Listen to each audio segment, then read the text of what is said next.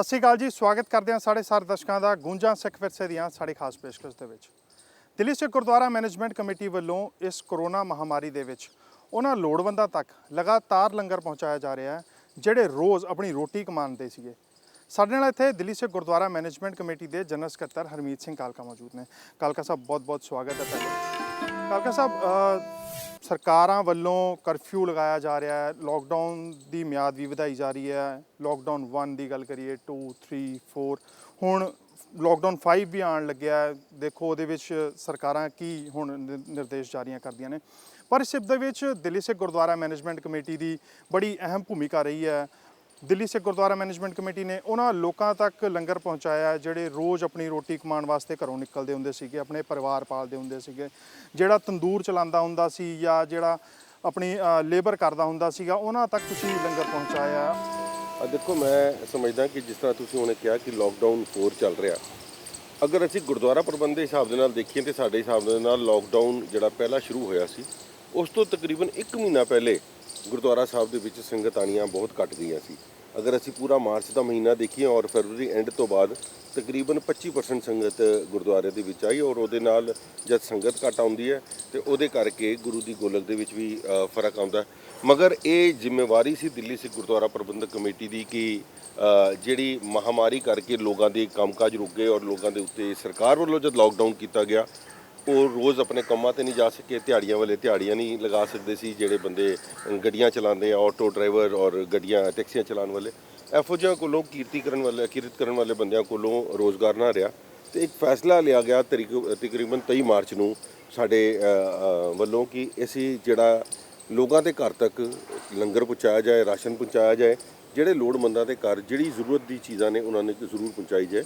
ਔਰ ਅਸੀਂ ਉਸ ਫੈਸਲੇ ਤੇ ਲਾਲ ਜਿਸ ਤਰ੍ਹਾਂ ਸੰਗਤਾਂ ਨੂੰ ਅਪੀਲ ਕਰਨੀਆਂ ਸ਼ੁਰੂ ਕੀਤੀਆਂ, ਪਿਛਲੇ ਤਕਰੀਬਨ ਅੱਜ 60-65 ਦਿਨ ਹੋ ਗਏ, ਉਹਦੇ ਉੱਤੇ ਕੋਈ ਐਸਾ ਦਿਨ ਨਹੀਂ ਹੈ ਜਿਹਦੇ ਵਿੱਚ ਤਕਰੀਬਨ 2 ਲੱਖ ਬੰਦਿਆਂ ਨੂੰ ਰੋਜ਼ ਲੰਗਰ ਚਾਹੇ ਬਣ ਕੇ ਔਰ ਰਸਦ ਦੇ ਹਿਸਾਬ ਦੇ ਨਾਲ 2 ਲੱਖ ਬੰਦਿਆਂ ਦੇ ਘਰ ਰਾਸ਼ਨ ਪਹੁੰਚਾਉਣਾ ਔਰ ਲੰਗਰ ਪਹੁੰਚਾਉਣਾ, ਇਹ ਬੜੀ ਵੱਡੀ ਗੱਲ ਦਿੱਲੀ ਕਮੇਟੀ ਨੇ ਕੀਤੀ ਔਰ ਦਿੱਲੀ ਕਮੇਟੀ ਦੇ ਸਾਰੇ ਮੈਂਬਰ ਸਾਹਿਬਾਨਾਂ ਨੇ ਇਹਦੇ ਉੱਤੇ ਸਹਿਯੋਗ ਕਰਦੇ ਹੋਏ ਆਪਣੇ ਆਪਣੇ ਇਲਾਕੇ ਦੇ ਵਿੱਚ ਲੋੜਵੰਦਾਂ ਤੱਕ ਇਹ ਚੀਜ਼ ਪਹੁੰਚਾਈ ਹੈ। ਪਰ ਇਸ ਸਭ ਦੇ ਵਿੱਚ ਤੁਸੀਂ ਇੱਕ ਗੱਲ ਨੋਟ ਕਰੋ, ਕਿਉਂਕਿ ਲੋਕਡਾਊਨ 1 ਦੀ ਗੱਲ ਕਰੀਏ, 2 ਦੀ ਗੱਲ ਕਰੀਏ, 3 ਦੀ ਗੱਲ ਕਰੀਏ, ਇਸ ਟਾਈਮ ਤੱਕ ਤੇ ਦਿੱਲੀ ਦੀ ਸਰਕਾਰ ਕਹਿ ਲਓ, ਭਾਵੇਂ ਕੇਂਦਰ ਦੀ ਸਰਕਾਰ ਕਹਿ ਲਓ, ਇਹਨਾਂ ਵੱਲੋਂ ਕੋਈ ਵੀ ਮਤਲਬ ਖੋਲ੍ਹਿਆ ਨਹੀਂ ਗਿਆ ਸੀ, ਕੋਈ ਵੀ ਚੀਜ਼ ਕਿਸੇ ਵੀ ਚੀਜ਼ ਨੂੰ ਮਤਲਬ ਓਪਨ ਨਹੀਂ ਕੀਤਾ ਗਿਆ ਸੀਗਾ। ਸਾਰੀਆਂ ਚੀਜ਼ਾਂ ਬੰਦ ਸੀਗੀਆਂ, ਸਾਰਿਆਂ ਨੂੰ ਘਰ ਦੇ ਅੰਦਰ ਰਹਿਣ ਦੀਆਂ ਨਿਰਦੇਸ਼ ਜਾਰੀ ਕੀਤੇ ਹੋਏ ਸੀਗੇ। ਲੋਕਡਾਊਨ 4 ਜਿੱਦਾਂ ਹੀ ਚੱਲਿਆ, ਸਰਕਾਰਾਂ ਵੱਲੋਂ ਕਿਹਾ ਗਿਆ ਵੀ ਤੁਸੀਂ ਇਸ ਕੰਮ ਨੂੰ ਸ਼ੁਰੂ ਕਰ ਸਕਦੇ ਹੋ, ਔਡ ਈਵਨ ਦੇ ਰਾਹੀਂ ਸ਼ੁਰੂ ਕਰ ਸਕਦੇ ਹੋ, ਤੁਸੀਂ ਆਪਣੇ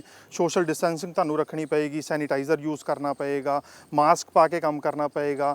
ਇਸ ਸਭ ਦੇ ਵਿੱਚ ਕਿਤੇ ਲੰਗਰ ਤੇ ਕਿਤੇ ਫਰਕ ਪਿਆ, ਕਿਉਂਕਿ ਜਦੋਂ ਬੰਦ ਸੀਗਾ ਉਦੋਂ ਤੋਂ ਇਹ ਸ਼ੁਰੂ ਹੁੰਦਾ ਸੀਗਾ। ਹੁਣ ਕੰਮਕਾਜ ਚੱਲ ਪਏ ਨੇ, ਲੇਬਰ ਆਪਣੇ ਕੰਮਾਂ ਤੇ ਜਾਣ ਲੱਗ ਗਈ, ਜਿਹੜੀ ਇੱਥੇ ਰੁਕੀ ਹੋਈ ਹੈ, ਬਚੀ ਹੋਈ ਹੈ। ਬਾਕੀ ਤੇ ਕਾਫੀ ਜਿਹੜੀ ਆਪਣੇ ਘਰਾਂ ਨੂੰ ਵਾਪਸ ਚਲੀ ਗਈ ਹੈ, ਜਿਹੜੀ ਇੱਥੇ ਆ ਗਈ ਹੈ। ਹੁਣ ਥੋੜ੍ਹੇ ਬਹੁਤ ਹੋਟਲ ਵੀ ਥੋੜ੍ਹੇ ਬਹੁਤ ਸ਼ੁਰੂ ਹੋ ਗਏ ਨੇ। ਕਦੇ ਲੰਗਰ ਤੇ ਫਰਕ ਪਿਆ, ਘੱਟ ਹੋਇਆ ਥੋੜ੍ਹਾ ਕੁਛ? ਮੈਂ ਸਮਝਦਾ ਕਿ ਸਰਕਾਰਾਂ ਦੇ ਕੰਮ ਕਰਨ ਦੇ ਤਰੀਕੇ ਆਪਣੇ ਨੇ।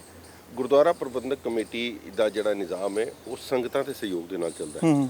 ਸੰਗਤਾਂ ਦਾ ਇੰਨਾ ਵੱਡਾ ਸਹਿਯੋਗ ਸਾਨੂੰ ਮਿਲਿਆ ਜਿਹਦੀ ਅਸੀਂ ਆਪ ਕਲਪਨਾ ਨਹੀਂ ਕਰ ਸਕਦੇ ਸੀ ਕਿ ਇੰਨਾ ਵੱਡਾ ਸਹਿਯੋਗ ਸਾਨੂੰ ਲੋਕ ਰਸਦ ਦੇ ਰੂਪ ਦੇ ਵਿੱਚ, ਲੋਕ ਮਾਇਆ ਦੇ ਰੂਪ ਦੇ ਵਿੱਚ ਦੇਣਗੇ, ਜਿਹਦੇ ਨਾਲ ਪਿਛਲੇ ਅੱਜ 3 ਮਹੀਨੇ ਦਾ ਪ੍ਰਬੰਧ ਚੱਲ ਰਿਹਾ, ਜਿਹਦੇ ਵਿੱਚ ਗੁਰਦੁਆਰੇ ਦੀਆਂ ਸਟਾਫ ਦੀਆਂ ਸੈਲਰੀਆਂ, ਗੁਰਦੁਆਰੇ ਦੇ ਵਿੱਚ ਜਿਹੜੀਆਂ ਬਿਜਲੀ ਦੇ ਬਿੱਲ, ਗੁਰਦੁਆਰਾ ਸਾਹਿਬ ਦੇ ਜਿਹੜੇ ਨਾਲ ਸਕੂਲ ਐਫੀਲੀਏਟਡ ਨੇ ਅਸੀਂ ਉਹਨਾਂ ਨੂੰ ਵੀ ਸਪੋਰਟ ਕੀਤੀ, ਕਿਉਂਕਿ ਫੀਸ ਵੀ ਨਹੀਂ ਆ ਰਹੀ ਬੱਚਿਆਂ ਦੀਆਂ।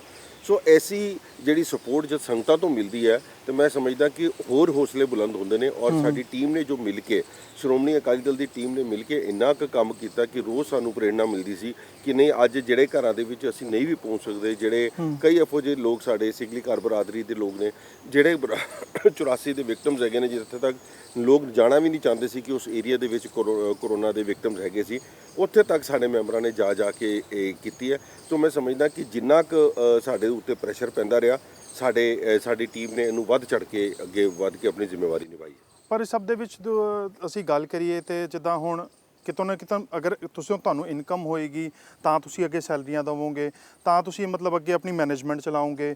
ਗੁਰਦੁਆਰਾ ਸਾਹਿਬ ਦੀਆਂ ਗੋਲਕਾਂ ਦੇ ਵਿੱਚ ਜਿਹੜੀ ਮਾਇਆ ਆਉਂਦੀ ਹੁੰਦੀ ਸੀਗੀ, ਲੋਕਡਾਊਨ ਹੋਇਆ ਜ਼ਾਹਿਰ ਤੌਰ ਤੇ ਸੰਗਤ ਆਣੀ ਰੁਕ ਗਈ, ਮਨਾ ਕੀਤਾ ਗਿਆ ਸਰਕਾਰਾਂ ਵੱਲੋਂ ਵੀ ਹਲੇ ਜਿਹੜੇ ਗੁਰਦੁਆਰਾ ਸਾਹਿਬ ਨੇ ਉਹ ਨਹੀਂ ਖੋਲ੍ਹੇ ਜਾਣਗੇ, ਸਕੂਲ ਬੰਦ ਹੋ ਗਏ, ਸਕੂਲਾਂ ਦੇ ਵਿੱਚ ਜਿਹੜੀ ਫੀਸਾਂ ਆਉਂਦੀਆਂ ਹੁੰਦੀਆਂ ਸੀਗੀਆਂ ਉਹ ਰੁਕ ਗਈਆਂ। ਇਸ ਸਭ ਦੇ ਵਿੱਚ ਤੁਹਾਨੂੰ ਮੈਨੇਜ ਕਰਨਾ ਕਿਤੇ ਔਖਾ ਨਹੀਂ ਲੱਗਿਆ? ਦੇਖੋ, ਇਹ ਸ਼ੁਰੂ ਵਿੱਚ ਸਾਨੂੰ ਬੜਾ ਔਖਾ ਲੱਗਿਆ ਸੀ। ਪਲੈਨਿੰਗ ਕਰਦੇ ਹੋਏ ਲੱਗਦਾ ਹੈ ਕਿ ਬਈ ਇੰਨਾ ਪੈਸਾ ਇਕੱਠਾ ਕਿਸ ਤਰ੍ਹਾਂ ਹੋਏਗਾ, ਫੰਡਸ ਕਿੱਥੇ ਕਿਉਂ ਹੋਣਗੇ, ਔਰ ਕਿਉਂਕਿ ਜਿੱਥੇ ਸਾਰੇ ਦਿਨ ਦੇ ਵਿੱਚ 10-20 ਬੰਦੇ 50 ਬੰਦੇ ਤੋਂ ਉੱਪਰ ਗੁਰਦੁਆਰਾ ਸਾਹਿਬ 'ਚ ਅਲਾਉਡ ਹੀ ਨਹੀਂ ਨੇ, ਉਹੀ ਬੰਦੇ ਜਿਹੜੇ ਕਿਧਰ ਨਾ ਕਿਧਰੋਂ ਪੁਲਿਸ ਵਾਲਿਆਂ ਨਾਲ ਸਾਂਠ-ਗਾਂਠ ਕਰਕੇ ਜਾਂ ਕਿਸੇ ਤਰੀਕੇ ਦੇ ਨਾਲ ਮੱਥਾ ਟੇਕਣ ਆਏ, ਹੋਰ ਤਾਂ ਕੋਈ ਲੋਕ ਆਏ ਨਹੀਂ।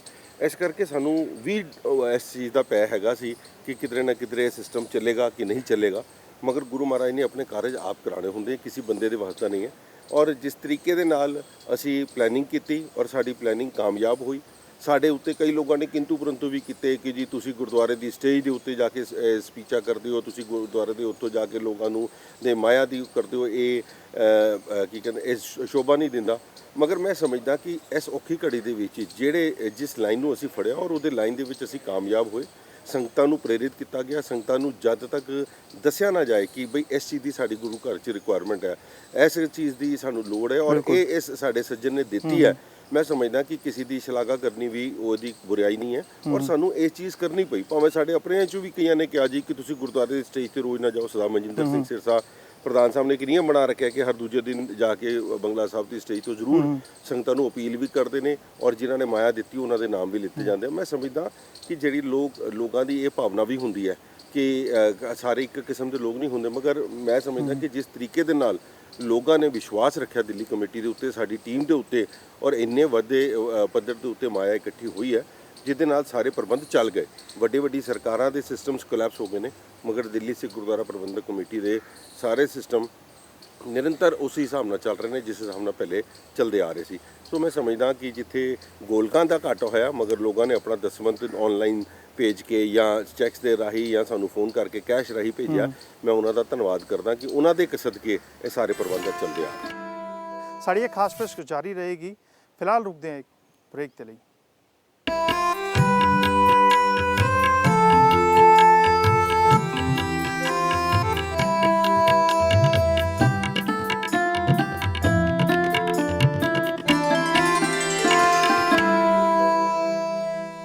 ਸਾਡੇ ਨਾਲ ਇੱਥੇ ਦਿੱਲੀ ਸਿੱਖ ਗੁਰਦੁਆਰਾ ਮੈਨੇਜਮੈਂਟ ਕਮੇਟੀ ਦੇ ਜਨਰਲ ਸਕੱਤਰ ਹਰਮੀਤ ਸਿੰਘ ਕਾਲਕਾ ਮੌਜੂਦ ਨੇ। ਇੱਕ ਗੱਲ ਇੱਥੇ ਜ਼ਰੂਰ ਜ਼ਿਕਰ ਕਰਨ ਵਾਲੀ ਹੈਗੀ ਹੈ, ਸਕੂਲਾਂ ਦੀ ਫੀਸਾਂ ਨਹੀਂ ਆ ਰਹੀਆਂ, ਪਰ ਸਕੂਲਾਂ ਦੇ ਜਿਹੜੇ ਉੱਥੇ ਕੰਮ ਕਰ ਰਹੇ ਨੇ ਮੁਲਾਜ਼ਮ ਹੈਗੇ ਨੇ, ਟੀਚਰਸ ਹੋਣ, ਪ੍ਰਿੰਸੀਪਲ ਹੋਵੇ, ਉਹਨਾਂ ਨੂੰ ਜਿਹੜੀਆਂ ਸੈਲਰੀਆਂ ਦੇਣੀਆਂ ਪੈਣਗੀਆਂ ਕਿਉਂਕਿ ਉਹਨਾਂ ਨੇ ਵੀ ਆਪਣੇ ਅੱਗੇ ਘਰ ਚਲਾਉਣੇ ਹੈਗੇ ਨੇ। ਇਸ ਸਭ ਦੇ ਵਿੱਚ ਜਿਹੜੇ ਬੱਚਿਆਂ ਦੀ ਪੜ੍ਹਾਈ ਦਾ ਨੁਕਸਾਨ ਹੋ ਰਿਹਾ ਉਹਨੂੰ ਦਿੱਲੀ ਸਿੱਖ ਗੁਰਦੁਆਰਾ ਮੈਨੇਜਮੈਂਟ ਕਮੇਟੀ ਕਿੱਦਾਂ ਪੂਰਾ ਕਰੇਗੀ? ਕਿਉਂਕਿ ਤੁਹਾਡੇ ਅੰਡਰ ਵੀ ਘੱਟੋ ਘੱਟ 10-11 ਸਕੂਲ ਚੱਲ ਰਹੇ ਨੇ। ਕੋਈ ਨੁਕਸਾਨ ਪੜ੍ਹਾਈ ਦਾ ਟੀਚਰਸ ਦੇ ਨਾਲ ਹੋਣ ਨਹੀਂ ਦਿੱਤਾ। ਸਾਡੇ ਪ੍ਰਿੰਸੀਪਲਸ ਬੜੇ ਜ਼ਿੰਮੇਵਾਰ ਨੇ ਔਰ ਉਹਨਾਂ ਨੇ ਪੂਰੀਆਂ ਪਹਿਲੇ ਦਿਨ ਤੋਂ ਆਨਲਾਈਨ ਕਲਾਸਿਸ ਸ਼ੁਰੂ ਕੀਤੀਆਂ, ਜਿਹੜੀਆਂ ਜ਼ੂਮ ਦੀ ਐਪਲੀਕੇਸ਼ਨਸ ਜਾਂ ਜਿਹੜੀਆਂ ਹੋਰ ਆਨਲਾਈਨ ਐਪਲੀਕੇਸ਼ਨਸ ਨੇ ਉਹਨਾਂ ਨੂੰ ਯੂਜ਼ ਕਰਦੇ ਹੋਏ ਇੱਕ ਦਿਨ ਵੀ ਸਕੂਲਾਂ ਦੀ ਬੱਚਿਆਂ ਦੀ ਪੜ੍ਹਾਈ ਦੀ ਪ੍ਰੋਬਲਮ ਨਹੀਂ ਆਈ। ਹਾਂ, ਉਹ ਟੀਚਰਸ ਨੇ ਜ਼ਰੂਰ ਪ੍ਰੋਬਲਮ ਕੀਤੀ ਹੈ ਜਿਹੜੀਆਂ ਪਿਛਲੇ ਕੁਝ ਸਮੇਂ ਦੇ ਵਿੱਚ ਸਿਫਾਰਸ਼ਾਂ ਨਾਲ ਲੱਗੀਆਂ ਸੀ ਔਰ ਉਹਨਾਂ ਨੇ ਇਸ ਗੱਲ ਨੂੰ ਇੱਕ ਪ੍ਰੋਪੇਗੈਂਡਾ ਕੀਤਾ। ਤੁਸੀਂ ਆਪ ਦੇਖੋ ਕਿ ਅੱਜ ਸਾਰੀ ਫਰਵਰੀ ਤੱਕ ਦੀਆਂ ਸਾਰੀਆਂ ਸਕੂਲਾਂ ਦੀਆਂ ਫੀਸਾਂ ਜਾ ਚੁੱਕੀਆਂ ਨੇ, ਸੈਲਰੀਜ਼ ਜਾ ਚੁੱਕੀਆਂ ਨੇ ਔਰ ਸਾਡੇ ਕੋਲ ਤਕਰੀਬਨ ਕਰੋੜਾਂ ਰੁਪਏ ਦੀ ਆਊਟਸਟੈਂਡਿੰਗ ਫੀਸ ਦੀ ਹਲੇ ਪਈ ਹੈ ਕਿ ਅਸੀਂ ਸਟਾਫ ਕੋਲ ਲੈਣਾ। ਅਸੀਂ ਇੱਕਦਮ ਆਪਣੇ ਸਿਸਟਮ ਦੇ ਨਾਲ ਠੀਕ ਚੱਲ ਰਹੇ ਸੀ ਕਿ ਮਗਰ ਪਿਛਲੇ ਲੋਕਡਾਊਨ ਹੋਣ ਦੇ ਕਰਕੇ ਇੱਕ ਅੱਧ ਮਹੀਨੇ ਦੀ ਅਗਰ ਕੋਈ ਪਰੇਸ਼ਾਨੀ ਆਈ ਤਾਂ ਉਹਦਾ ਇੰਨਾ ਵੱਡਾ ਇਸ਼ੂ ਬਣਾਇਆ ਗਿਆ ਔਰ ਮੈਂ ਸਮਝਦਾ ਵਿਪਕਸ਼ ਦਾ ਤੇ ਕੰਮ ਹੈ, ਮਗਰ ਉਹਦੀ ਜ਼ਿੰਮੇਵਾਰੀ ਟੀਚਰਸ ਦੀ ਬਣਦੀ ਸੀ ਕਿ ਸਾਨੂੰ ਇਸ ਗੱਲ ਨੂੰ ਉਹ ਨਾ ਕਰੇ ਕਿਉਂਕਿ ਇਫੈਕਟ ਅੱਜ ਤੇ ਪਿਆ ਨਹੀਂ ਸਾਨੂੰ, ਮਗਰ ਮੈਨੂੰ ਲੱਗਦਾ ਕਿ ਕਿਧਰੇ ਨਾ ਕਿਧਰੇ ਇਹਦਾ ਇਫੈਕਟ ਅਗਰ ਸਾਡੀ ਐਡਮਿਸ਼ਨਸ ਤੇ ਪੈ ਗਿਆ ਤੇ ਬਹੁਤ ਵੱਡਾ ਨੁਕਸਾਨ ਗੁਰਦੁਆਰਾ ਕਮੇਟੀ। ਪਰ ਉਹਨਾਂ ਨੂੰ ਇਹ ਸੋਚਣਾ ਚਾਹੀਦਾ ਸੀਗਾ ਨਾ ਕਿ ਅਗਰ ਬੱਚਿਆਂ ਦੇ ਐਡਮਿਸ਼ਨ ਨਹੀਂ ਹੋਣਗੇ ਫਿਰ ਤੁਹਾਨੂੰ ਸੈਲਰੀਜ਼ ਕਿੱਥੋਂ ਮਿਲਣਗੀਆਂ? ਟੀਚਰਸ ਆਪਣੀ ਕਾਬਲੀਅਤ ਦੇ ਨਾਲ, ਜਿਹੜੀਆਂ ਟੀਚਰਸ ਆਪਣੇ ਐਕਸਪੀਰੀਅੰਸ ਦੇ ਨਾਲ ਇੱਥੇ ਤੱਕ ਪਹੁੰਚੀਆਂ ਹਨ, ਉਹਨਾਂ ਨੇ ਇਸ ਚੀਜ਼ ਦਾ ਪੂਰਾ ਧਿਆਨ ਰੱਖਿਆ ਕਿਉਂਕਿ ਇਹ ਚੰਦ ਟੀਚਰ ਇਹੋ ਜਿਹੇ ਨੇ ਜਿਹੜੇ ਸਿਫਾਰਸ਼ਾਂ ਨਾਲ ਲੱਗੇ ਸੀ, ਜਿਹੜੀਆਂ ਪੈਸੇ ਦੇ ਕੇ ਲੱਗੀਆਂ ਔਰ ਅੱਜ ਸੋਸ਼ਲ ਮੀਡੀਆ ਤੇ ਰੋਜ਼ ਆਪਣੇ ਆਪ ਨੂੰ ਹਾਈਲਾਈਟ ਕਰ ਰਹੇ ਆ।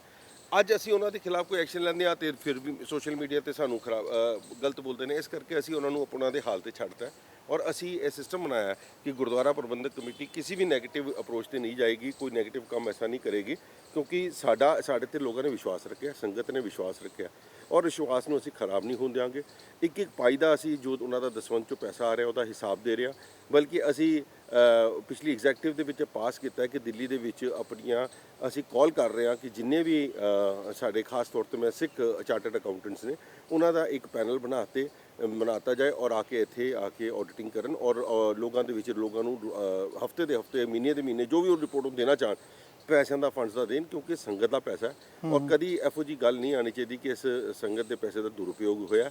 ਔਰ ਅਗਰ ਕਿਧਰੇ ਇਹ ਮਿਸਮੈਨੇਜਮੈਂਟ ਕਰਕੇ ਕੋਈ ਸਾਡੇ ਤੇ ਗੱਲ ਕੀਤੀ ਜਾਏ ਤਾਂ ਉਹ ਲੋਕ ਸਾਨੂੰ ਉਹਦੇ ਉੱਤੇ ਰੋਕਣ ਵਾਲੇ ਹੋ ਸਕਣ। ਤੇ ਮੈਂ ਸਮਝਦਾ ਕਿ ਜੋ ਸਟੈਪ ਅਸੀਂ ਚੁੱਕੇ ਨੇ ਸੰਗਤ ਦੇ ਦਿੱਤੇ ਹੋਏ ਦਸਵੰਧ ਨੂੰ ਸੇਵ ਕਰਨ ਵਾਸਤੇ ਉਹਦੇ ਉਹਨਾਂ ਦੇ ਦਿੱਤੇ ਹੋਏ ਪੈਸੇ ਨੂੰ ਜਿਸ ਥਾਂ ਵਾਸਤੇ ਉਹਨਾਂ ਨੇ ਦਿੱਤੇ ਨੇ ਉੱਥੇ ਲਗਾਉਣ ਵਾਸਤੇ ਉਹਨਾਂ ਦਾ ਉਹਨੂੰ ਅਸੀਂ ਪੂਰਾ ਇਸ ਚੀਜ਼ ਦੇ ਉੱਤੇ ਪਹਿਰਾ ਦੇ ਰਹੇ ਹਾਂ। ਲੋਕਡਾਊਨ 1 ਤੋਂ ਲੈ ਕੇ 3 ਤੱਕ ਦੀ ਗੱਲ ਕਰੀਏ, ਸਾਰੇ ਗੁਰਧਾਮਾਂ ਨੂੰ ਬੰਦ ਕਰਨ ਦੇ ਆਦੇਸ਼ ਦਿੱਤੇ ਹੋਏ ਨੇ, 4 ਦੇ ਵਿੱਚ ਵੀ ਦਿੱਤੇ ਹੋਏ ਨੇ, ਪਰ ਲੋਕਡਾਊਨ 4 ਦੇ ਵਿੱਚ ਚਾਹੇ ਠੇਕਿਆਂ ਦੀ ਗੱਲ ਕੀਤੀ ਜਾਵੇ, ਚਾਹੇ ਮਾਰਕੀਟਾਂ ਦੀ ਗੱਲ ਕੀਤੀ ਜਾਵੇ, ਹਰੇਕ ਉਹ ਚੀਜ਼ ਖੋਲ੍ਹ ਦਿੱਤੀ ਗਈ ਹੈ। ਪਰ ਜਿਹੜੀ ਸੰਗਤ ਜਿਨ੍ਹਾਂ ਤੋਂ ਰਿਹਾ ਨਹੀਂ ਜਾਂਦਾ ਦਰਸ਼ਨ ਕਰੇ ਬਿਨਾ, ਉਹਨਾਂ ਵਾਸਤੇ ਸਰਕਾਰਾਂ ਨੇ ਨਹੀਂ ਸੋਚਿਆ ਹਲੇ ਤੱਕ। ਜਿਹੜੇ ਹੈਗੇ ਗੁਰਦੁਆਰਾ ਸਾਹਿਬ ਦੇ ਮਨਾ ਕੀਤਾ ਗਿਆ ਹੈ ਕਿ ਤੁਸੀਂ ਗੁਰਦੁਆਰਾ ਸਾਹਿਬ ਨਾ ਖੋਲੋ, ਜਿਹੜੇ ਧਾਰਮਿਕ ਸਥਾਨ ਨੇ ਉਹ ਨਾ ਖੋਲੋ। ਤੇ ਤੁਸੀਂ ਇਸ ਫੈਸਲੇ ਨੂੰ ਕਿਸ ਤਰ੍ਹਾਂ ਦੇਖਦੇ ਹੋ ਸਰਕਾਰ ਦੇ? ਮੈਂ ਸਮਝਦਾ ਕਿ ਸਰਕਾਰ ਨੇ ਉਹ ਫੈਸਲਾ ਲਿਆ ਹੈ। ਦੇਖੋ, ਸ਼ਰਾਬ ਦੇ ਠੇਕਿਆਂ ਦੀ ਗੱਲ ਮੈਂ ਨਹੀਂ ਕਰਦਾ ਕਿ ਉਹ ਉਹਨਾਂ ਨੇ ਕਿਉਂ ਕੀਤੀ ਹੈ, ਬਟ ਜਿੱਥੇ ਤੱਕ ਗੁਰਦੁਆਰਿਆਂ ਦਾ ਔਰ ਮੰਦਿਰਾਂ ਦਾ ਜਾਂ ਧਾਰਮਿਕ ਸਥਾਨਾਂ ਦਾ ਮਸਲਾ ਹੈ, ਸਰਕਾਰ ਦੀ ਕੋਸ਼ਿਸ਼ ਹੈ ਕਿ ਸੋਸ਼ਲ ਡਿਸਟੈਂਸਿਸ ਬਣਾਈ ਰੱਖਿਆ ਜਾਏ। ਜਦ ਗੁਰਦੁਆਰੇ ਦੇ ਵਿੱਚ ਜਾਂ ਮੰਦਿਰਾਂ ਦੇ ਵਿੱਚ ਜਿਸ ਵਕਤ ਸੰਗਤ ਜਾਂਦੀ ਹੈ ਤੇ ਉਹਨਾਂ ਨੂੰ ਫਿਰ ਤੁਸੀਂ ਬੈਠਣ ਤੋਂ ਨਹੀਂ ਰੋਕ ਸਕਦੇ, ਫਿਰ ਉਹਨਾਂ ਦੀ ਗਿਣਤੀ ਦੇ ਉੱਤੇ ਕੋਈ ਰੋਕ ਟੋਕ ਨਹੀਂ ਲਗਾਈ ਜਾ ਸਕਦੀ ਕਿ 50 ਬੰਦਿਆਂ ਦੀ ਗੈਦਰਿੰਗ ਹੋਣੀ ਚਾਹੀਦੀ ਹੈ 60 ਦੀ। ਮਗਰ ਮੈਂ ਸਮਝਦਾ ਕਿ ਇਸ ਮਹਾਮਾਰੀ ਦੇ ਦੌਰ ਦੇ ਉੱਤੇ ਸਾਨੂੰ ਤੇ ਗੁਰੂ ਮਹਾਰਾਜ ਕਹਿ ਕੇ ਗਏ ਨੇ ਕਿ ਜਿੱਥੇ ਵੀ ਹਰ ਪਾਸੇ ਗੁਰੂ ਹੈ, ਤੇ ਮੈਂ ਸਮਝਦਾ ਕਿ ਉਸ ਉਦੇਸ਼ ਦੇ ਉੱਤੇ ਬੈਠ ਕੇ ਸਾਨੂੰ ਘਰਾਂ ਦੇ ਵਿੱਚ ਵੀ ਪਾਠ ਕਰਨਾ ਚਾਹੀਦਾ। ਔਰ ਇਸ ਕਦੀ ਇਹੋ ਜਿਹੀ ਨੌਬਤ ਨਹੀਂ ਆਉਣੀ ਚਾਹੀਦੀ ਕਿ ਸਾਡੇ ਕਰਕੇ ਪੂਰੀ ਕਮਿਊਨਿਟੀ ਨੂੰ ਬਦਨਾਮੀ ਹੋਏ, ਪੂਰੇ ਦੇਸ਼ ਨੂੰ ਬਦਨਾਮੀ ਹੋਏ, ਸਮਾਜ ਦੇ ਵਿੱਚ ਇੱਕ ਮੈਸੇਜ ਜਾਏ ਕਿ ਜੀ ਇਹ ਸਿੱਖਾਂ ਨੇ ਗੁਰਦੁਆਰੇ ਜਾਣਾ ਸ਼ੁਰੂ ਕੀਤਾ, ਉੱਥੋਂ ਕਰੋਨਾ ਫੈਲਿਆ ਔਰ ਉਸ ਕਰਕੇ ਸਾਡੀ, ਕਿਉਂਕਿ ਇਹੋ ਜਿਹੀ ਕਈ ਬਦਨਾਮੀਆਂ ਦੇ ਦੌਰ ਤੁਸੀਂ ਪਿੱਛੇ ਦੇਖਦੇ ਰਹੇ ਹੋ, ਇੱਕ ਕਮਿਊਨਿਟੀ ਦੇ ਉੱਤੇ ਵੀ ਲੱਗੇ। ਸੋ ਮੈਂ ਤੇ ਇਹੀ ਚਾਹਾਂਗਾ ਕਿ ਜਦ ਤੱਕ ਇਹ ਸਿਸਟਮ ਪ੍ਰੋਪਰ ਠੀਕ ਨਹੀਂ ਹੋ ਜਾਂਦਾ, ਕਿਉਂਕਿ ਸਾਡੀ ਜ਼ਿੰਮੇਵਾਰੀ ਆਪਣੇ ਉੱਤੇ ਵੀ ਬਣਦੀ ਹੈ, ਆਪਣੇ ਸਮਾਜ ਦੇ ਉੱਤੇ, ਆਪਣੇ ਪਰਿਵਾਰਾਂ ਦੇ ਉੱਤੇ ਵੀ ਬਣਦੀ ਹੈ ਕਿ ਇਸ ਬਿਮਾਰੀ ਨੂੰ, ਕਿਉਂਕਿ ਇਹ ਬਿਮਾਰੀ ਐਸੀ ਹੈ ਕਿ ਜਿਹਦੇ ਵਿੱਚ ਇੱਕੋ ਗੱਲ ਕੀਤੀ ਜਾਂਦੀ ਹੈ, ਇਹਦਾ ਬਚਾਅ ਤੱਦੀ ਹੈ ਕਿ ਜਦ ਤੁਸੀਂ ਸਾਹਮਣੇ ਵਾਲੇ ਨੂੰ ਇੱਕ ਕਰੋਨਾ ਦਾ ਮਰੀਜ਼ ਸਮਝੋ ਤਾਂ ਹੀ ਤੁਸੀਂ ਇਸ ਤੋਂ ਬਚ ਕੇ ਰਹਿ ਸਕਦੇ ਹੋ। ਸੋ ਇਹ ਸੋਸ਼ਲ ਡਿਸਟੈਂਸ ਮੇਨਟੇਨ ਕਰਨ ਵਾਸਤੇ ਜੋ ਵੀ ਸਰਕਾਰ ਕਦਮ ਚੁੱਕ ਰਹੀ ਹੈ, ਮੈਨੂੰ ਨਹੀਂ ਲੱਗਦਾ ਕਿ ਕੋਈ ਇਹੋ ਜਿਹੀ ਖਰਾਬੀ ਵਾਲੀ ਗੱਲ ਕੀਤੀ ਹੈ। ਲੋਕਡਾਊਨ 5 ਦੇ ਵਿੱਚ ਕੀ ਲੱਗਦਾ ਹੈ ਕਿ ਮਤਲਬ ਨਿਰਦੇਸ਼ ਜਾਰੀ ਕੀਤੇ ਜਾਣਗੇ ਵੀ ਜਿਹੜੇ ਧਾਰਮਿਕ ਸਥਾਨ ਉਹ ਖੋਲੇ ਜਾਣ ਜਾਂ ਫਿਰ ਇਦਾਂ ਦੇ ਕੰਮ ਕੀਤੇ ਜਾਣ? ਮੈਨੂੰ ਇਹ ਤੇ ਨਹੀਂ ਪਤਾ ਕਿ ਕੀ ਨਿਰਦੇਸ਼ ਜਾਰੀ ਕੀਤੇ ਜਾਣਗੇ ਸਰਕਾਰ ਵੱਲੋਂ, ਬਟ ਮੇਰੀ ਅਗਰ ਗੱਲ ਉੱਥੇ ਉਹਨਾਂ ਤੱਕ ਪਹੁੰਚ ਸਕੇ ਔਰ ਅਸੀਂ ਸਾਡੇ ਨਾਲ ਜਿਸ ਤਰ੍ਹਾਂ ਕੋਈ ਸਲਾਹ ਲੈਂਦੇ ਨੇ ਤੇ ਅਸੀਂ ਜ਼ਰੂਰ ਉਹਨਾਂ ਨੂੰ ਇਹ ਗੱਲ ਕਹੀ ਹੈ ਕਿ ਭਾਵੇਂ ਤੁਸੀਂ ਬੈਠਣ ਦਾ ਸਿਸਟਮ ਨਾ ਕਰੋ, ਮਗਰ ਲੋਕਾਂ ਨੂੰ ਉੱਥੇ ਆ ਕੇ ਨਤਮਸਤਕ ਹੋ ਕੇ ਅਰਦਾਸ ਕਰਕੇ ਜਾਣ ਦਾ, ਤਾਂ ਕਿ ਅਸੀਂ ਮੱਥਾ ਟਿਕਾਈਏ ਔਰ ਉਹਨਾਂ ਨੂੰ ਵਾਪਸ ਨਾਲ ਭੇਜ ਦਈਏ। ਇਹਦੇ ਉੱਤੇ ਕਿਤੇ ਵੀ ਬੰਦਿਸ਼ ਨਹੀਂ ਹੋਣੀ ਚਾਹੀਦੀ। ਮਗਰ ਬੈਨ ਦਾ ਸਿਸਟਮ ਅਗਰ ਹਾਲੇ ਤੱਕ ਤੁਸੀਂ ਰੋਕਣਾ ਚਾਹੁੰਦੇ ਹੋ ਤਾਂ ਜ਼ਰੂਰ ਰੋਕਣਾ ਚਾਹੀਦਾ, ਕਿਉਂਕਿ ਇਕੱਲਾ ਸਾਡਾ ਗੁਰਦੁਆਰਿਆਂ ਦਾ ਮਸਲਾ ਨਹੀਂ ਹੈ ਇਹਦੇ ਵਿੱਚ, ਕਿਉਂਕਿ ਜੇ ਉਹਨਾਂ ਨੇ ਫੈਸਲਾ ਲੈਣਾ ਉਹਨਾਂ ਨੇ ਸਾਰੇ ਧਰਮਾਂ ਨੂੰ ਇੱਕੋ ਜਿਹਾ ਦੇਖ ਕੇ ਉਹਨਾਂ ਨੇ ਹੀ ਕਰਨਾ। ਸੋ ਮੈਂ ਸਮਝਦਾ ਕਿ ਇਸ ਤਰੀਕੇ ਦੀ ਰਿਲੈਕਸੇਸ਼ਨ ਜ਼ਰੂਰ ਮਿਲਣੀ ਚਾਹੀਦੀ ਹੈ ਕਿ ਗੁਰੂ ਧਾਮਾਂ 'ਚ ਆਉਣ, ਮੱਥਾ ਟੇਕ ਕੇ ਲੋਕ ਘਰ ਚਲੇ ਜਾਣ, ਆਪਣੀ ਅਰਦਾਸ ਕਰ ਜਾਣ ਗੁਰੂ ਮਹਾਰਾਜ ਦੇ। ਸ਼੍ਰੋਮਣੀ ਅਕਾਲੀ ਦਲ ਦਿੱਲੀ ਇਕਾਈ ਦੇ ਪ੍ਰਧਾਨ ਹੈਗੇ ਹੋ, ਜਨਰਲ ਸਕੱਤਰ ਦਾ ਉਹਦਾ ਵੀ ਤੁਸੀਂ ਦਿੱਲੀ ਕਮੇਟੀ ਦੇ ਵਿੱਚ ਸੰਭਾਲਿਆ ਹੋਇਆ। ਸੰਗਤਾਂ ਨੂੰ ਕੀ ਅਪੀਲ ਕਰੋਗੇ? ਜਿੱਦਾਂ ਬੀਤੇ ਹੁਣੇ ਗੁਰੂ ਅਰਜਨ ਦੇਵ ਜੀ ਦਾ ਸ਼ਹੀਦੀ ਦਿਵਸ ਨਿਕਲਿਆ, ਕਈ ਦਿਹਾੜੇ ਹੁੰਦੇ ਨੇ, ਕਈ ਪੁਰਬ ਇੱਦਾਂ ਦੇ ਹੁੰਦੇ ਨੇ, ਸੰਗਤ ਚਾਹੁੰਦੀ ਹੈ ਵੀ ਅਸੀਂ ਪਹੁੰਚੀਏ, ਪਰ ਅਗਰ ਲੋਕਡਾਊਨ 5 ਦੇ ਵਿੱਚ ਵੀ ਇਹ ਹਦਾਇਤਾਂ ਜਾਰੀ ਰਹਿਣਗੀਆਂ ਵੀ ਜਿਹੜੇ ਗੁਰਧਾਮਾਂ ਨੇ ਜਾਂ ਫਿਰ ਕੁਛ ਇੱਦਾਂ ਦੀਆਂ ਚੀਜ਼ਾਂ ਨੇ ਜਿਹੜੀਆਂ ਅਸੀਂ ਨਹੀਂ ਖੋਲਾਂਗੇ, ਤੁਸੀਂ ਸੰਗਤ ਨੂੰ ਕੀ ਅਪੀਲ ਕਰੋਗੇ ਵੀ ਘਰੇ ਰਹਿਣ ਜਾਂ ਫਿਰ ਆ ਕੇ ਦਰਸ਼ਨ ਕਰਨ? ਮੈਂ ਸਾਰੀਆਂ ਸੰਗਤਾਂ ਨੂੰ ਇੱਕੋ ਅਪੀਲ ਕਰਦਾ ਕਿ ਗੁਰੂ ਮਹਾਰਾਜ ਨੇ ਸਾਨੂੰ ਹਰ ਔਖੀ ਸਮੇਂ ਦੇ ਵਿੱਚ ਰਹਿਣ ਦਾ ਬਲ ਬਖਸ਼ਿਆ, ਪਰ ਸਭ ਤੋਂ ਵੱਡੀ ਤਾਕਤ ਸਾਨੂੰ ਗੁਰਬਾਣੀ ਦਿੱਤੀ ਹੈ। ਗੁਰਬਾਣੀ ਜਿਨ੍ਹਾਂ ਨੂੰ ਕੰਠ ਯਾਦ ਹੈ ਉਸ ਤੋਂ ਵੱਡੀ ਕੋਈ ਗੱਲ ਹੀ ਨਹੀਂ ਹੈ। ਮਗਰ ਮਹਾਰਾਜ ਦਾ ਸਰੂਪ ਹਰ ਇੱਕ ਨੇ ਆਪਣੇ ਘਰਾਂ 'ਚ ਰੱਖਿਆ, ਜਿਨ੍ਹਾਂ ਨੇ ਨਹੀਂ ਰੱਖਿਆ ਉਹਨਾਂ ਕੋਲੋਂ ਗੁਟਕਾ ਸਾਹਿਬ ਹੈਗੇ ਹੈ ਔਰ ਬਾਣੀ ਪੜ੍ਹਨ ਦਾ ਜਿੱਥੇ ਉਹਨਾਂ ਨੂੰ ਮਹਾਰਾਜ ਨੇ ਦਾਤ ਦਿੱਤੀ ਹੈ, ਹਰ ਇੱਕ ਨੂੰ ਮੈਂ ਇੱਕੋ ਬੇਨਤੀ ਕਰਾਂਗਾ ਕਿ ਆਪਾਂ ਬਾਣੀ ਦਾ ਵੱਧ ਤੋਂ ਵੱਧ ਸੇਵਨ ਕਰੀਏ, ਬਾਣੀ ਪੜ੍ਹੀਏ, ਲੋਕਾਂ ਨੂੰ ਕੀ ਕਹਿੰਦੇ ਨੇ ਇਸ ਅਰਦਾਸ ਕਰੀਏ ਗੁਰੂ ਚਰਨਾਂ ਦੇ ਵਿੱਚ ਕਿ ਲੋਕਾਂ ਨੂੰ ਨਿਜਾਤ ਮਿਲੇ ਇਸ ਬਿਮਾਰੀ ਦੇ ਉੱਤੇ। ਔਰ ਕਿਉਂਕਿ ਮੈਂ ਸਮਝਦਾ ਕਿ ਸਾਰੀਆਂ ਸੰਗਤਾਂ ਮਿਲ ਕੇ ਜਦ ਅਰਦਾਸ ਕਰਦੀਆਂ ਔਰ ਇਹ ਹੋ ਵੀ ਰਿਹਾ, ਤੁਸੀਂ ਹੁਣ ਜਦ ਗੁਰਪੁਰਬ ਦੀ ਗੱਲ ਕੀਤੀ ਹੈ ਗੁਰੂ ਅਰਜਨ ਦੇਵ ਮਹਾਰਾਜ ਦੀ ਸ਼ਹੀਦੀ ਪੁਰਬ 'ਤੇ, ਮੈਂ ਦੇਖਿਆ ਕਿ ਤਕਰੀਬਨ ਹਰ ਕਲੋਨੀ ਦੇ ਵਿੱਚ ਇਹ ਸੁਖਮਨੀ ਸਾਹਿਬ ਜੀ ਦੇ ਪਾਠ ਜਿਸ ਤਰ੍ਹਾਂ ਹੁੰਦੇ ਆ ਲਗਾਤਾਰ 40 ਦਿਨ, ਔਰ ਜ਼ੂਮ ਐਪਲੀਕੇਸ਼ਨਸ ਦੇ ਉੱਤੇ ਲੋਕਾਂ ਨੇ ਕੀਤੀਆਂ, ਲੇਡੀਜ਼ ਨੇ ਕੀਤੇ ਨੇ, ਔਰ ਉਸੇ ਦਿਨ ਸਾਰੇ ਪੁਰਬ ਵੀ ਉਸੇ ਪੁਰਬ ਨੂੰ ਵੀ ਆਨਲਾਈਨ ਸਿਸਟਮ ਦੇ ਨਾਲ ਮਨਾਇਆ ਗਿਆ। ਸੋ ਮੈਂ ਸੰਗਤਾਂ ਨੂੰ ਇਹ ਅਪੀਲ ਕਰਾਂਗਾ ਕਿ ਨਵੀਂ ਟੈਕਨੋਲੋਜੀ ਦਾ ਇਸਤੇਮਾਲ ਕਰੋ, ਗੁਰੂ ਮਹਾਰਾਜ ਦੇ ਦਿੱਤੇ ਹੋਏ ਉਸ ਉਸੀ ਰਾਹ 'ਤੇ ਚੱਲੀਏ, ਗੁਰਬਾਣੀ ਪੜ੍ਹਦੇ ਹੋਏ ਸਰਬੱਤ ਦਾ ਭਲਾ ਮੰਨੀਏ। ਬਹੁਤ ਬਹੁਤ ਧੰਨਵਾਦ ਜੀ। ਵਾਹਿਗੁਰੂ ਖਾਲਸਾ, ਵਾਹਿਗੁਰੂ ਜੀ ਕੀ ਫਤਿਹ। ਸੋ ਇਹ ਸਨ ਦਿੱਲੀ ਸਿੱਖ ਗੁਰਦੁਆਰਾ ਮੈਨੇਜਮੈਂਟ ਕਮੇਟੀ ਦੇ ਜਨਰਲ ਸਕੱਤਰ ਹਰਮੀਤ ਸਿੰਘ ਕਾਲਕਾ। ਦਿੱਲੀ ਸਿੱਖ ਗੁਰਦੁਆਰਾ ਮੈਨੇਜਮੈਂਟ ਕਮੇਟੀ ਦੇ ਪ੍ਰਧਾਨ ਮਨਜਿੰਦਰ ਸਿੰਘ ਸਿਰਸਾ ਨੇ ਜਿੱਥੇ ਗੁਰੂ ਅਰਜਨ ਦੇਵ ਜੀ ਦੀ ਸ਼ਹਾਦਤ ਨੂੰ ਯਾਦ ਕੀਤਾ, ਉੱਥੇ ਹੀ ਉਹਨਾਂ ਨੇ ਕਿਹਾ ਕਿ ਇਸ ਮਹਾਮਾਰੀ ਦੇ ਵਿੱਚ ਅੱਜ ਸਾਨੂੰ ਲੋੜ ਹੈ ਕਿ ਘਰਾਂ ਦੇ ਅੰਦਰ ਬੈਠ ਕੇ ਬਾਣੀ ਸਰਵਣ ਕੀਤੀ ਜਾਵੇ। ਸ਼ਹੀਦਾਂ ਦੇ ਸਰਤਾਜ, ਨਾਮ ਦੇ ਬੋਹਿਤ, ਸ਼ਾਂਤੀ ਦੇ ਪੁੰਜ ਸਾਹਿਬ ਸ੍ਰੀ ਗੁਰੂ ਅਰਜਨ ਦੇਵ ਪਾਤਸ਼ਾਹ ਜੀ ਦਾ ਮਹਾਨ ਸ਼ਹੀਦੀ ਪੁਰਬ। ਇਸ ਦਿਹਾੜੇ ਨੂੰ ਸਮਰਪਿਤ ਜਿੱਥੇ ਪੂਰੀ ਮਾਨਵਤਾ ਲੋਕਾਈ ਜਿਹੜੀ ਆ ਗੁਰੂ ਸਾਹਿਬ ਦੇ ਚਰਨਾਂ 'ਚ ਨਤਮਸਤਕ ਆ, ਉੱਥੇ ਹੀ ਗੁਰਦੁਆਰਾ ਬੰਗਲਾ ਸਾਹਿਬ ਤੋਂ ਅੱਜ ਇਹ ਕੀਰਤਨ ਦੇ ਰੂਪ ਅੰਦਰ ਲਾਈਵ ਟੈਲੀਕਾਸਟ ਚੱਲ ਰਹੇ ਨੇ, ਜਿਹੜੇ ਟੀਵੀ ਤੇ ਵੀ ਚੱਲ ਰਹੇ ਨੇ ਔਰ ਸੋਸ਼ਲ ਮੀਡੀਆ ਤੇ ਵੀ ਚੱਲ ਰਹੇ ਨੇ, ਜਿੱਥੇ ਸੰਗਤਾਂ ਘਰ ਬੈਠ ਕੇ ਨਾਮ ਸਿਮਰਨ ਕਰ ਰਹੀਆਂ ਨੇ ਔਰ ਬਹੁਤ ਹੀ ਸੰਗਤਾਂ ਨੇ ਆਪਣਾ ਸੰਯਮ ਦਿਖਾਇਆ, ਗੁਰੂ ਸਾਹਿਬ ਦੇ ਪ੍ਰਤੀ ਆਪਣਾ ਸ਼ਰਧਾ ਤੇ ਸਤਿਕਾਰ ਆਪਣੇ ਘਰਾਂ 'ਚ ਨਾਮ ਸਿਮਰਨ ਕਰਕੇ ਬਾਣੀ ਨਾਲ ਜੁੜ ਕੇ ਕੀਤਾ ਹੈ। ਸੋ ਜਿੱਥੇ ਅਸੀਂ ਇਸ ਪਵਿੱਤਰ ਦਿਨ ਨੂੰ ਆਪਣਾ ਸਜਦਾ ਕਰਦੇ ਹਾਂ, ਕੋਟੀ ਕੋਟ ਪ੍ਰਣਾਮ ਕਰਦੇ ਹਾਂ, ਉੱਥੇ ਸੰਗਤਾਂ ਦਾ ਵੀ ਧੰਨਵਾਦ ਕਰਦੇ ਹਾਂ ਔਰ ਗੁਰਦੁਆਰਾ ਸਾਹਿਬਾਨਾਂ ਤੋਂ ਇਸੇ ਤਰ੍ਹਾਂ ਨਿਰੰਤਰ ਕੀਰਤਨ ਰੂਪੀ ਇਹ ਸੇਵਾ ਜਿਹੜੀ ਆ ਉਹ ਚੱਲਦੀ ਰਹੂਗੀ ਜਦੋਂ ਤੱਕ ਇਹ ਲੋਕਡਾਊਨ ਦਾ ਹੈ। ਤਾਂ ਉਦੋਂ ਤੱਕ ਵੀ ਕੋਸ਼ਿਸ਼ ਆ ਸੰਗਤਾਂ ਦੇ ਚਰਨਾਂ 'ਚ ਬੇਨਤੀ ਕਰਕੇ ਕਿ ਘੱਟ ਤੋਂ ਘੱਟ ਸੰਗਤਾਂ ਜਿਹੜੀਆਂ ਨੇ ਵੱਧ ਤੋਂ ਵੱਧ ਆਪਣੇ ਘਰਾਂ 'ਚ ਰਹਿਣ ਔਰ ਗੁਰੂ ਘਰਾਂ ਦੇ ਅੰਦਰ ਜੋ ਲੋਕਡਾਊਨ ਦੀ ਪਰੰਪਰਾ ਸਰਕਾਰ ਦੀ ਆ ਉਸ ਦਾ ਪੂਰਾ ਯੋਗ ਤਰੀਕੇ ਨਾਲ ਪਾਲਣ ਕਰਨ। ਗੂੰਜਾਂ ਸਿੱਖ ਵਿਰਸੇ ਦੀਆਂ ਸਾਡੀ ਖਾਸ ਪੇਸ਼ਕਸ਼ ਦੇ ਵਿੱਚ ਬਸ ਹੈ ਨਹੀਂ। ਜੇਕਰ ਤੁਸੀਂ ਸਾਨੂੰ ਜਾਂ ਦਿੱਲੀ ਸਿੱਖ ਗੁਰਦੁਆਰਾ ਮੈਨੇਜਮੈਂਟ ਕਮੇਟੀ ਨੂੰ ਇਸ ਪ੍ਰੋਗਰਾਮ ਦੇ ਸੰਬੰਧੀ ਕੋਈ ਸੁਝਾਅ ਜਾਂ ਰਾਏ ਦੇਣਾ ਚਾਹੁੰਦੇ ਹੋ ਤਾਂ ਸਾਡਾ ਈਮੇਲ ਪਤਾ ਨੋਟ ਕਰ ਲਓ। ਸਾਡਾ ਈਮੇਲ ਪਤਾ ਹੈ feedback@ptcnetwork.com। ਫਿਲਹਾਲ ਦਿਓ ਇਜਾਜ਼ਤ, ਅਗਲੇ ਹਫਤੇ ਖਾਸ ਪੇਸ਼ਕਸ਼ ਲੈ ਕੇ ਮੁੜ ਤੋਂ ਹੋਵਾਂਗੇ ਹਾਜ਼ਰ। ਵਾਹਿਗੁਰੂ ਜੀ ਕਾ ਖਾਲਸਾ, ਵਾਹਿਗੁਰੂ ਜੀ ਕੀ ਫਤਿਹ।